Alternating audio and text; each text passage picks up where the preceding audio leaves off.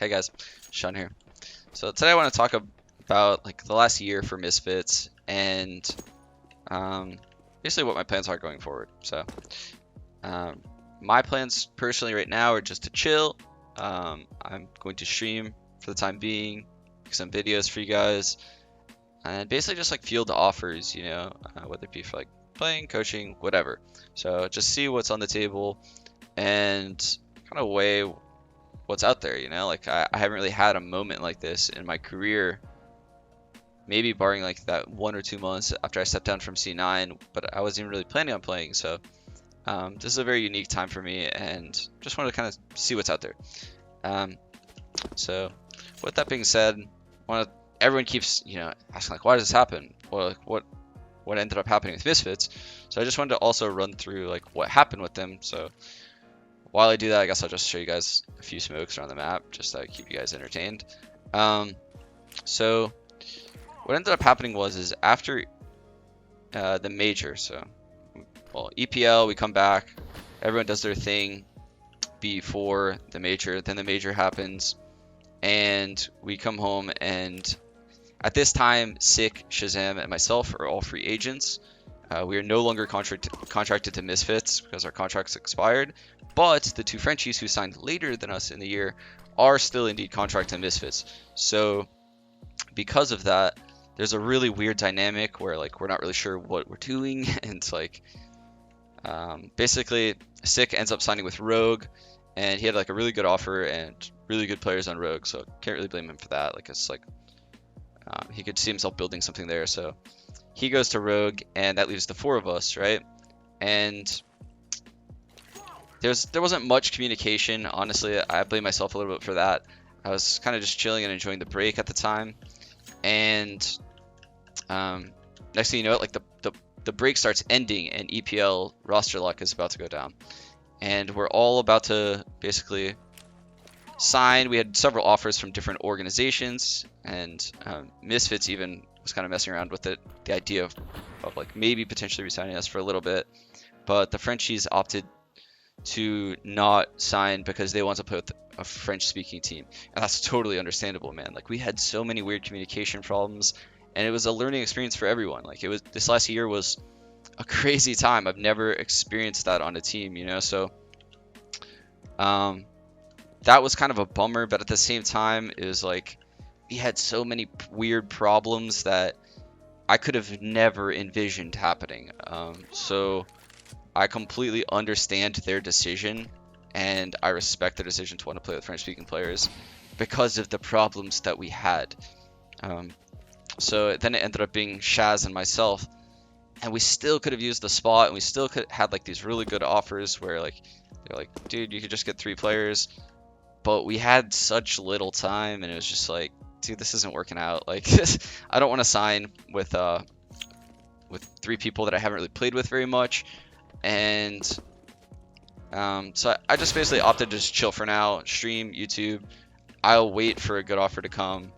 If it doesn't, then so be it. But I think that would be better than making something that's not worth it for an investor, or just playing without the full mindset of winning, because when this year started and I initially joined at the time the TSM guys, and then we ended up on Misfits, obviously. I thought there's so much potential in the team. There's all these young players, and it was hard at first. I'm not gonna lie. It was way more difficult than I thought it would be because everyone was really inexperienced. So I had to learn a lot of stuff about myself as an in-game leader. But when we lost Twist to Liquid, that was definitely like a really hard thing for me because I knew the potential that Twist had as a player. So losing him was like, oh shit, how are we gonna do this? So at the time, I was like, okay, we got to bring on someone to like help me out because we have all this young talent. So we got Peacemaker in, and then I found these Frenchies on hltv.org via their stats. So Deva Duvak and Amonic entered the scene, and no one knew who they were at the time, right? Like this was like kind of pickups out of left field, and I couldn't have been more proud of like how they performed immediately. They were always willing to learn, and they put the time in. So they're great players, I will say that. but we continuously had weird communication problems. And when I had my wedding in the middle of the year and I was gone, there's a lot of weird things that happened. Basically, Peacemaker ended up having to leave the team. My motivation when I came back was like at an all-time low. A lot of weird stuff went down, and basically the player break happened, and we all came out of it with like refreshed mindsets, right? I'm gonna skip over like the weird stuff that happened in between because I think our team wasn't really functioning like a team leading up to that player break. But when we hopped out of the player break, everyone put everything behind them, and we worked forward to just achieve the goals that we had as a team, right? So that was really cool, and I'm super proud of us for doing that. So yeah, I did want to give props though to my teammates throughout the year. Like we did have some really cool wins. So I went back and I looked at like all the matches we played on LAN, and I just like see like some of the teams we beat, and I thought it'd be cool to share that with you guys. So yeah, we beat teams like Flipside, NIP, North, Hellraisers, NRG, Navi, Heroic, Liquid, CLG, Luminosity, and Rise Nation on LAN. So, I mean, some of those teams are pretty goddamn good. They have very experienced players. So I thought, considering, you know, the inexperience we had on our team, and, you know, a lot of the players on Misfits, it was their first time entering international scenes, international tournaments, I mean, we played really well. I think we played above what we should have played. A lot of people didn't really have expectations for us because we had some unknown players, and soon enough people went from thinking these unknown players were like bad to thinking, you know, these are all-star players.